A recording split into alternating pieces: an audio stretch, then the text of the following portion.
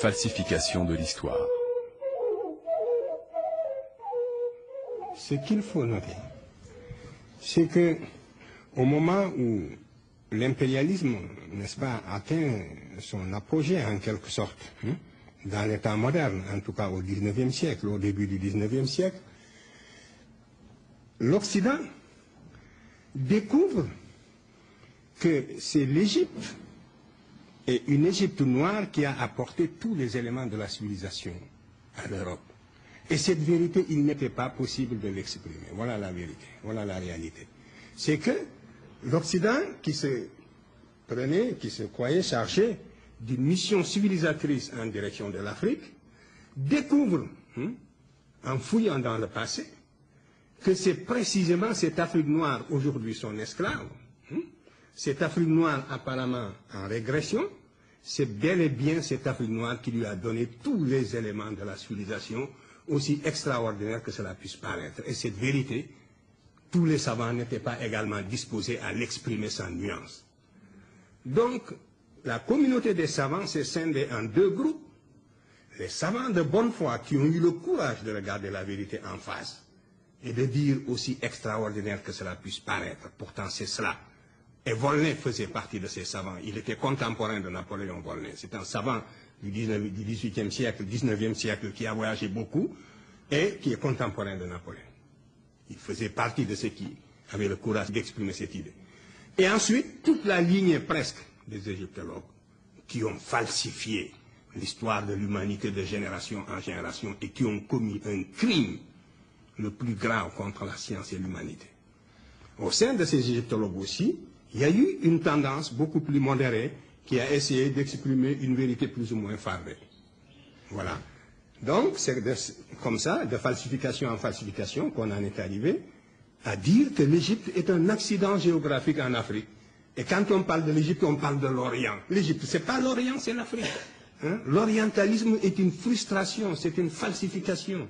Il faudra bien qu'il arrive un moment où, après 1000 vérifications, quand les Africains seront édifiés sur ces faits, qu'ils prennent leurs responsabilités et que dans certains domaines quand même, qu'ils s'écartent de l'idéologie parce que les autres font de l'idéologie, même si aujourd'hui ils occupent le haut du pavé, même si aujourd'hui ils sont les pays les plus développés, ils ont failli dans le domaine de la transmission des connaissances dans le domaine des sciences humaines.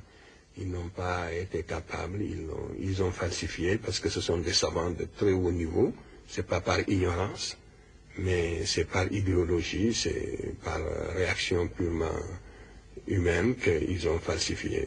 Il y a eu des falsificateurs de l'histoire, ils ont commis ce que j'appelle, et je pèse bien mes mots, un véritable crime contre l'humanité, parce que c'est dégradant pour quelqu'un qui est chargé de propager le savoir, de transmettre sciemment des contre-vérités. Et il y a des générations entières de spécialistes occidentaux qui ont été coupables de ce crime à l'égard de l'humanité, et ils le savent. Ils le savent. Et après, c'est sur la base de ces faits falsifiés qu'on a formé des générations qui continuent à perpétuer, quelquefois de bonne foi, et qui même, une fois qu'on leur a démontré, une fois formés ainsi, quand on leur démontre la vérité, même au tableau, par éducation, ils ne peuvent plus y adhérer.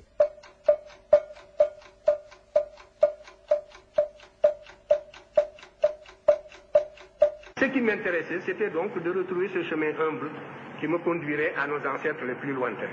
Et quand je suis tombé sur l'Égypte, mes camarades le savent de ma génération, j'étais gêné, ça ne m'intéressait absolument pas de tomber sur l'Égypte, pour ce que je cherchais. Si le fil conducteur, c'est la continuité, c'est la restauration de la conscience historique qui m'intéressait. C'est cette conscience historique qui est le ciment, qui réunit les individus d'un peuple, qui fait qu'un peuple n'est pas une population, un agrégat d'individus sans lien. C'est ce sentiment historique seulement que je voulais restituer, restaurer. Et je ne peux pas non plus, en aboutissant à l'Égypte, falsifier l'histoire par complaisance pour être dans le vraisemblable du moment. C'était tout. Et quand je suis tombé sur l'Égypte, par la linguistique surtout, eh bien, ça m'a ébloui, mais ça m'a gêné. Parce que je me suis dit, on va me faire des procès d'intention, on va dire que nous allons inventer une histoire pour doper exactement ce qu'on a dit, que c'était pour doper les peuples en lutte pour l'indépendance, que nous avons fait ça, qu'on nous comprend, et on était en train d'analyser ma conscience pour savoir les motivations psychologiques qui pouvaient me pousser à faire ceci et cela. Qu'est-ce que je n'ai pas entendu dans la vie? Toutes sortes d'arguments, sauf la bonne, qui consiste à discuter avec moi sur le terrain scientifique. Hein? Bon, alors donc, moi je les attendais et je souriais. Donc j'assumais tous les qualificatifs, toutes les épithètes dont on m'a fibulé, je les ai assumés allègrement et je les invitais seulement à venir discuter sur le terrain scientifique pour savoir une chose est ce qui nous motive, autre chose est la vérité ou non de ce que nous disons. Et c'est sur ce terrain scientifique que j'ai invité la communauté scientifique à discuter. Voilà.